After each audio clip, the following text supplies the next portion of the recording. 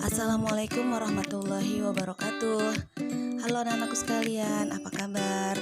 Mudah-mudahan kalian semua dalam keadaan sehat walafiat.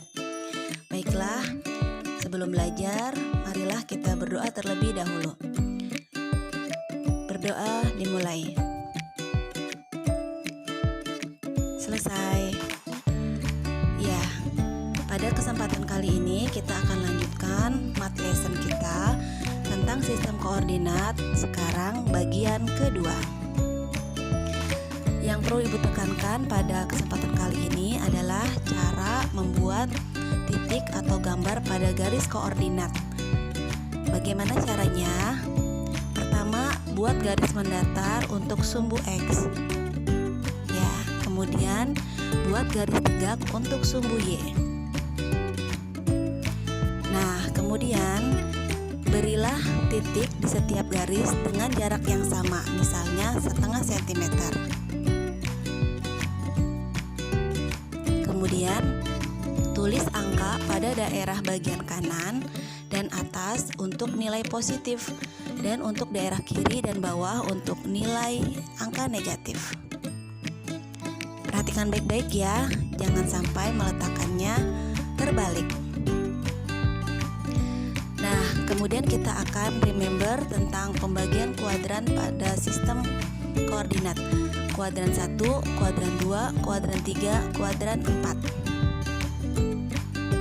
Sekarang bagaimana menentukan bangun datar yang terbentuk?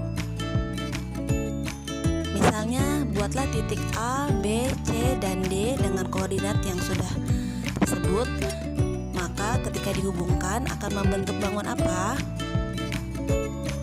Langkahnya adalah kita harus mencari dulu letak titik A, B, C, dan D.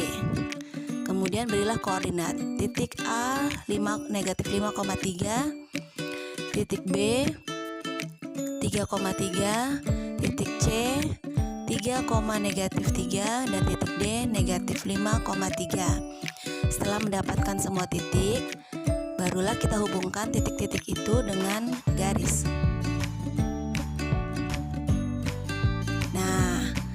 Terlihat pada gambar, yaitu bangun persegi panjang. Dan untuk menentukan bangun bisa ditentukan juga dengan melihat panjang atau kotak-kotak yang dilalui oleh setiap sisi. Jadi jawaban untuk soal ini adalah persegi panjang. Nah, anak-anakku sekalian, selanjutnya bagaimana posisi titik terhadap titik acuan?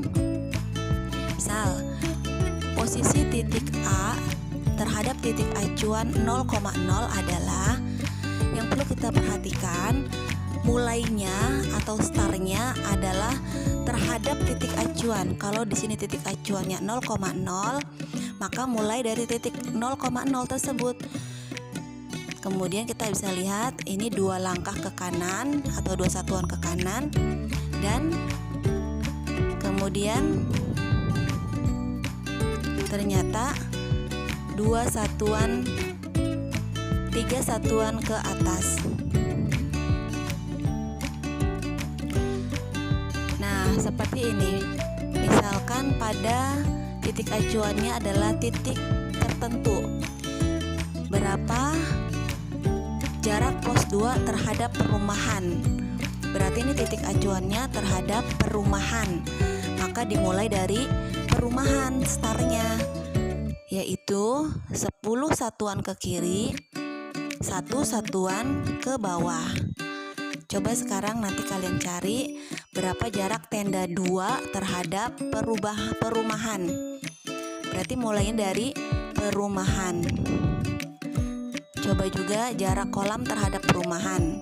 Ingat, untuk menentukannya, startnya dimulai adalah terhadap titik acuannya. Ya, anak-anakku sekalian, selanjutnya bagaimana menentukan titik potong? Coba perhatikan gambar ini. Di sini ada beberapa garis, yaitu garis K, garis L, garis M, dan garis N. Ada yang sejajar dengan sumbu X, ada yang sejajar dengan sumbu Y. Ya, misalkan Tentukan titik potong garis L dan garis M pada koordinat. Adalah caranya kita fokus dulu terhadap titik L dan titik M, atau maksudnya garis L dan garis M ya. Cari garis L dan garis M, kemudian lihat titik potongnya. Ini garis L, ini garis M. Kemudian titik yang menjadi titik temu antara garis L dan M itu adalah titik potongnya. Nah, ini. Kemudian beri titik yang ditentukan menjadi titik potongnya. Ya, ini. Kemudian kita lihat berapa terhadap sumbu X dan sumbu Y-nya. Ternyata menunjukkan di X-nya adalah di 3 dan Y-nya itu di antara 7 dengan 8 ya, 7,5. Berarti jawabannya titik potong garis L dan M adalah pada koordinat 3,7,5. Nah, sampai sini mudah-mudahan kalian lebih mengerti. Ya, baik anak-anakku sekalian, semangat belajar, karena Imam Syafi'i rahimahullah mengatakan barang siapa yang tidak mau merasakan pahitnya belajar, ia akan merasakan hinanya kebodohan sepanjang hidupnya. Nah, kita nggak mau kan ya hina sepanjang hidup ya. Baik anak-anakku sekalian, demikianlah penjelasan dari Ibu. Mudah-mudahan kalian senantiasa dijaga Allah Subhanahu wa taala, diberikan semangat untuk belajar karena ini adalah perjuangan kalian. Assalamualaikum warahmatullahi wabarakatuh.